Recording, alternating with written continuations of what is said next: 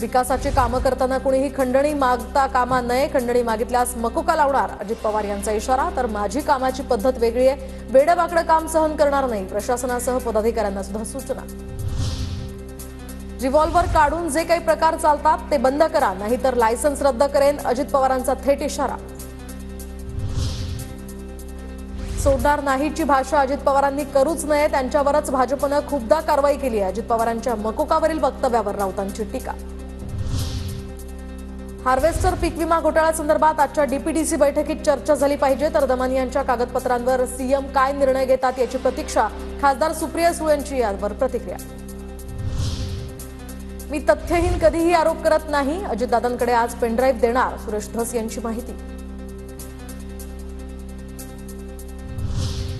अजित पवार हे शिस्तप्रिय आणि कणखर नेते आहेत, त्यामुळे आता बीडची परिस्थिती बदलेल. मुंडेंच्या काळात त्यांनी सर्व निधी हा फक्त परळीतच वापरला, मात्र आता सर्वांना समान न्याय मिळेल. प्रकाश सोळंकेंची यावर प्रतिक्रिया.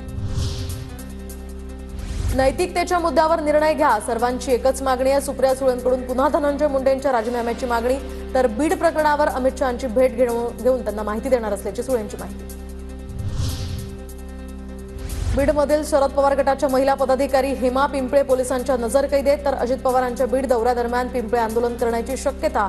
आंदोलन करण्याच्या संभाव्य शक्यतेमुळे आता पोलिसांची खबरदारी.